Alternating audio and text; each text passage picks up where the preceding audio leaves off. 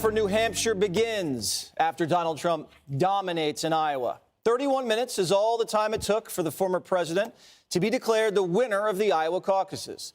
Trump breaking several records and carrying 98 out of the state's 99 counties in a landslide victory.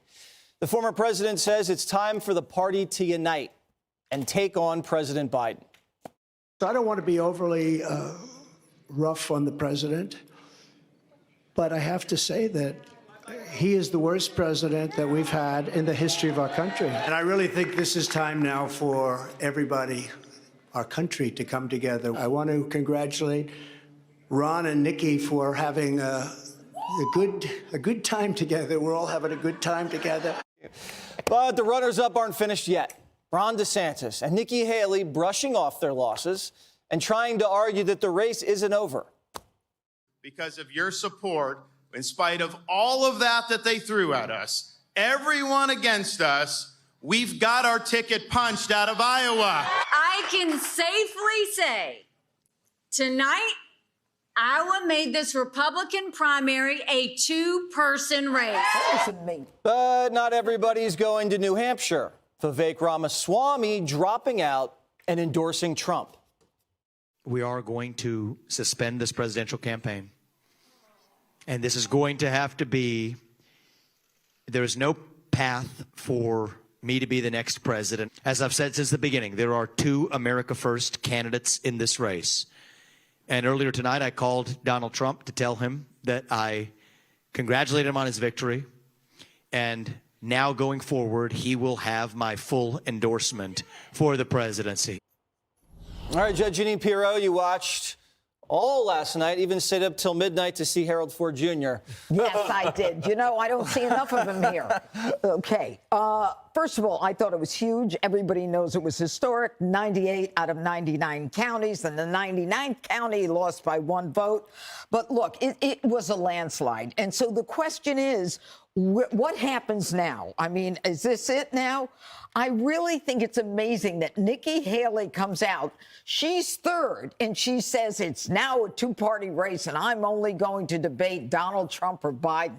News for Nikki, Biden ain't debating anybody. That's number one.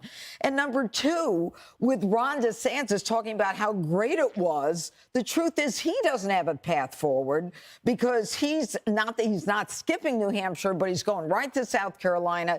He's not spending a lot of time in New Hampshire, and it makes sense because the truth is in New Hampshire, he's at about 6%.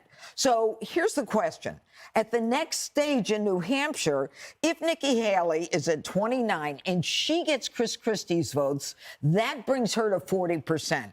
Trump's at 43. He gets Ramaswamy's vote. That brings him to 50%. And DeSantis is at 6.5. So Trump wins. But you know what? For people who think it's too early to call, the truth is that Donald Trump got more votes than the three of them combined, Nikki and Ramaswamy and Ron DeSantis. And the truth is people in Iowa support his agenda. They felt that he's the kind of guy who works for them and fights for people like them. And the amazing thing, too, is that he got a bigger percentage of college graduates than they did. He got a bigger percentage of suburban, urban. He got it across the board. And the people in Iowa, that is not exactly a border state, are like immigration is the biggest issue. So this is a resounding win for Trump, not just for what happened in Iowa, but as you look forward, you say to yourself, those other guys don't have a chance. Let's look forward. I mean, how long will it take for people to just kind of realize what's going on? Harold Ford Jr. Good to be back around this table, around the table in Harold. Iowa last night. I'd say a couple of things. I think the judge is right. You can't underestimate this victory last night for former President Trump. Two things. One, he had an organization on the ground, unlike he had 7, 8 years ago when he didn't win in Iowa. This year, he had an organization. They campaigned. He didn't spend as much time as the other two candidates, but he had some benefits and advantages they did not have. Two, his speech after winning, I thought, was remarkable for him. It demonstrated, I think, Judge, your instinct, which others in the party, the Republican Party, who, far be it from me to try to give advice to Republicans, but as someone who loves the serious business of politics and watching politicians try to perform and perform at their best. I thought him talking in a cordial, collegial, and conciliatory way to his opponents, particularly after he had won a majority of the vote, I thought was a clear sign that he understands what it means to be a presidential candidate and what it's going to mean to bring the party together and perhaps even bring independence his way. 3, DeSantis and Haley. I was surprised. DeSantis had no magnanimous nature to his speech. He basically acted as if he had won last night and gave us a history lesson from the Revolutionary War to the Civil War, which I found interesting because I like those kinds of things. But I don't know what necessarily had to do with last night. I thought he should have been more magnanimous and he never congratulated President Trump, nor he congratulated Ms. Haley, nor did he thank a volunteer. Trump went on to thank every volunteer. In fact, he brought a guy on stage who was dressed as a wall in the front row to say thank you to him. And I think there was another state senator who had supported him very early in the campaign. I think the only thing that if you were in the Haley campaign or DeSantis campaign, you may say, and you may not like me saying this, but I think if you were in that campaign, you say, look, do two of you need to stay around at least another week or two for 2 reasons. One, if you're Haley, are you a candidate to be VP? And if you win New Hampshire, do you make a stronger case for yourself?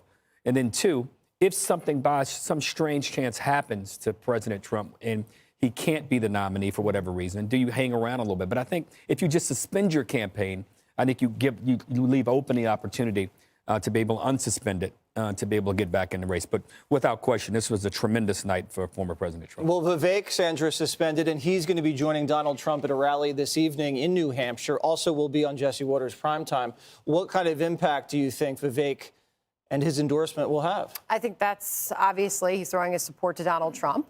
And he already had a very strong night. He's expected to have another strong showing in New Hampshire. I think you have to look at those voters in Iowa that said that they are looking for substantial change. 89% want at least substantial change in how this country is run. I mean, Vivek ran on that, obviously. He was reaching out to those voters, didn't quite reach enough of them. But they don't like the way the country is going, the direction it is in. They don't like their finances. But don't underestimate, and I think this is a big takeaway from last night, the impact that the immigration border chaos is having on the mind of the American voter right now. They don't like what they see happening in their cities, in their towns. They don't like the lawlessness that they're seeing at the border. For that to rate above the economy and the most pressing issues facing the country today, that is pretty remarkable. I mean, you can start to lump those two together, right? The immigration chaos and the economy. People see the economic impact that's having on their neighborhoods, their towns, their businesses, all of it sort of coming together. I mean, there were so many remarkable data points in favor of Donald Trump. I mean, when you even look at foreign policy, which was number 3 on the list of concerns facing the country for the voter on the ground in Iowa's foreign policy, Nikki Haley should have ran away with that. Donald Trump swept that as well. I mean, Nikki Haley came in a close second, but he was winning every single one of these categories. So he had an incredibly strong showing. And even in the urban and suburban communities, we know he's strong in the rural areas. But he won the largest share of voters who said they lived in the urban and suburban communities. So he reached just about everybody, all those Iowa voters who are looking for change and change in leadership. And, you know, you got to give him credit. DeSantis, he was on the ground. He tried to reach those voters. Harold, I think to your point when we were all listening to that speech, he was so happy to be number 2. Yes. Well, you know what that means? It means he was first to lose. So I mean, but still, you'd be magnanimous. You thank people, right? That's my only point. I thought he should have just thanked people. I agree with that. I do. All right, GG. Well, do you ever think about, when somebody might ask you to go see the Titanic, but you know how it's going to end? But you sit down, you pretend you don't know how it's going to end, and you act like you're really surprised. I feel like that's what this is. We knew how this was going to end. We knew that it was going to be a blowout, but we still had to pretend that there was this anxious anticipation. And then we have the caucus, and what happens? We call it in 30 minutes. That's like going to see the Titanic. Okay, I'll sit down. I'm committed to this. And then the movie breaks in 30 minutes because you already know the ending. Yeah. You already know the ending, so why watch the rest of it? Right. Well, if that's the case, let's call the whole thing early. If you're right, and I believe you are, there's no path forward for these other candidates. So why don't the Republicans do what the Dems are doing and play for the general election, right? You know, just because Trump blew everybody out in Iowa doesn't mean that's going to happen in November. You have to start thinking about that. The Dems are pulling out every weapon to stop Orange Hitler. And I want to make sure that the other side is also doing the same regarding Joe's atrocious record. And I kind of sometimes wonder that all of this money that is being spent, $300 million, you know, like, for what? For a frozen night in Iowa that we knew was going to end this way. And we're all so surprised, but we spent $300 million on candidate karaoke, when in fact, you know, you should actually be focusing on the big picture. Like, how are you going to do this after 4 years of Hitleritis, where, you know, they basically demeaned half the population? This is why Vivek is important, because he could be a tremendous asset for Trump, because Trump may not have the patience to articulate why people with TDS should listen, right? He's, you know, Vivek is like he has Ben Shapiro's brain, Victor Davis Hanson's wisdom, and my looks. And you saw how Vivek handles reporters and protesters. Him with Trump could be like Starsky and Hutch, or Crockett or Tubbs, or Laverne and Shirley, Sid and Nancy. I'm running out. But if you turn Vivek loose on TDS, he would be the best spokesman for the message to people that are still uncomfortable with Trump. You know, the beliefs are the same: make America great, that meritocracy is necessary, America first, focus on citizens and not foreign wars, the border, law and order. I think that's the message. What about Sanford and Son? I think How could you forget? I was thinking Vivek press secretary. Now, I think right now he needs somebody out there to because, like, you're gonna have to melt a lot of this TDS. Okay. Well, I think Vivek can do it, and then we'll make him press secretary. Yeah. It's already happening. He doesn't even know it yet. Hi, everyone. I'm Brian Kilmeade. I want you to do me a favor. I want you to click to subscribe to the Fox News YouTube page. This is the only way that I know for sure that you're not going to miss any great commentary, any great news bites, any great interviews coming your way on Fox. You can get it all here on YouTube. So subscribe right now.